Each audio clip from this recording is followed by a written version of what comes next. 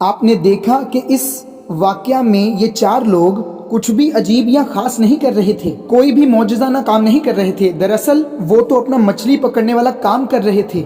हम सीखते हैं कि इब्रानी सकाफत यानी कदीम इब्रानी सकाफत में कि सिर्फ चुने हुए चंद एक स्टूडेंट्स ही जारी रख सकते हैं, तालीम हासिल करना जारी रख सकते हैं या फिर किसी रब्बी की पैरवी करना जारी रख सकते हैं, और इस मकसद के लिए स्टूडेंट्स को बेहतर से बेहतर होना चाहिए। From darkness to light, from death into life, His grace changes everything. मसीह में आप सबको सलाम। मेरा नाम रॉब है और मैं ओक्लाहोमा से ताल्लुक़ रखता हूं, जो कि अमेरिका में है। मैं असल में ओक्लाहोमा के सामने बसे एक छोटे से इलाका से ताल्लुक़ रखता हूं, और आज सुबह मैं शुक्रगुजार हूं कि आपसे कलाम की बातें करने को हूं, और मैं आपसे बात करना चाहता हूं इस बारे में कि इसका क्या मतलब है। यीशु आपको वैसा ही कबूल करता है जैसे आप हैं, यानी जब मसीह पर ईमान लाते हैं। आप जानते हैं दुनिया में बहुत से मज़ाहब हैं और बहुत से अकीदे हैं और बहुत से दुनियावी ऐसे तरीके हैं जो कहते हैं कि तब तक खुदा आपको कबूल नहीं करता या तब तक आप खुदा के पास नहीं आ सकते जब तक आप अपनी ज़िंदगी को सही नहीं करते।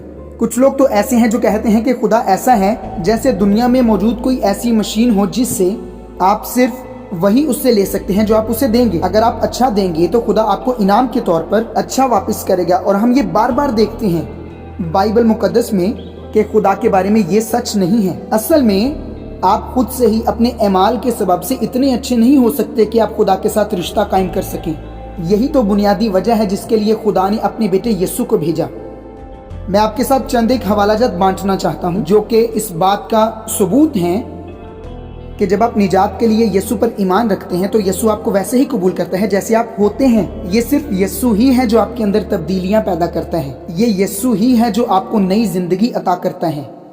पहला हवाला जो मैं आपको देना चाहता हूँ ये मत्ती की इंजील में से है। मत्ती की इंजील 4 बाब और उसकी 18 आयत, 4 बाब 18 से 22 आयत। और ये तब की बात है जब यीशु मसीह ने अपने पहले शागिर्द को बुलाया। मैं आपके लिए पढ़ देता हूँ। और उसने गलील की झील के किनारे फिरते हुए 2 भाइयों यानी शमौन को, जो पितरस कहलाता है, और उसके भाई इंद्रियास को झील में जाल डालते देखा क्योंकि वो माहीगीर थे, और उनसे कहा मेरे पीछे चले आओ तो मैं तुमको आदमगीर बनाऊंगा। यीशु के एक बार कहने से वो फौरन जाल छोड़कर यीशु के पीछे हो लिए। आयत नंबर 21। और वहां से आगे बढ़कर उसने और 2 भाइयों को यानी जब्दी के बेटे याकूब और उसके भाई यूहन्ना को देखा कि अपने बाप के साथ कश्ती पर अपने जालों को मरम्मत कर रहे हैं, और उनको बुलाया। वो फौरन कश्ती और अपने बाप को छोड़कर उसके पीछे हो लिए। आपने देखा कि इस वाकया में ये 4 लोग कुछ भी अजीब या खास नहीं कर रहे थे, कोई भी मौजज़ाना काम नहीं कर रहे थे। दरअसल वो तो अपना मछली पकड़ने वाला काम कर रहे थे। हम सीखते हैं कि इब्रानी सकाफत यानी कदीम इब्रानी सकाफत में कि सिर्फ चुने हुए चंद एक स्टूडेंट्स ही जारी रख सकते हैं,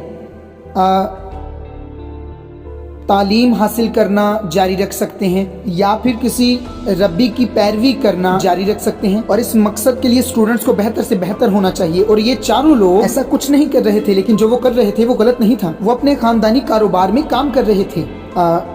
वो माहीगीर के तौर पर काम कर रहे थे, लेकिन वो कुछ भी खास नहीं कर रहे थे, वो बस अपना काम कर रहे थे। और दूसरा हवाला जो मैं आपको देना चाहता हूँ ये है, ये पहले से मिलता जुलता है लेकिन उससे बेहतर सबूत है।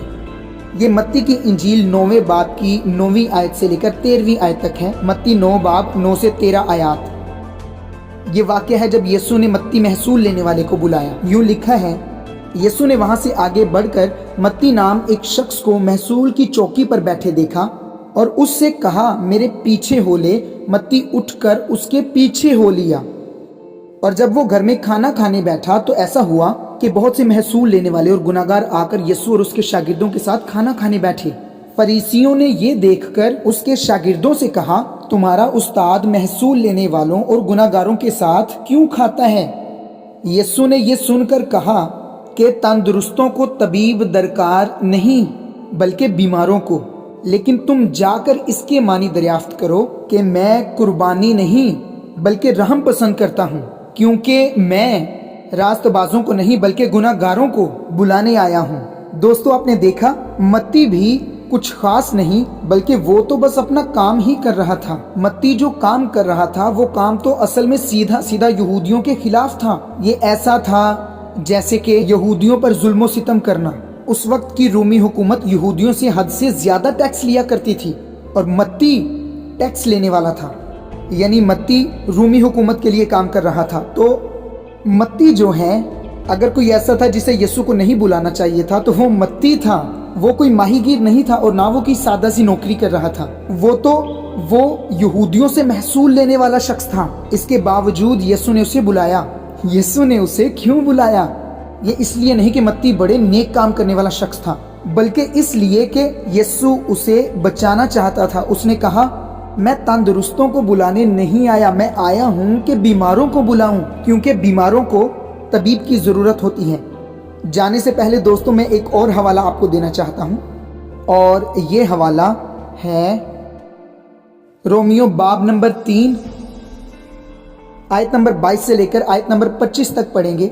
यहाँ लिखा है, यानी खुदा की वो रास्तबाजी जो यीशु मसीह पर ईमान लाने से सब ईमान लाने वालों को हासिल होती है।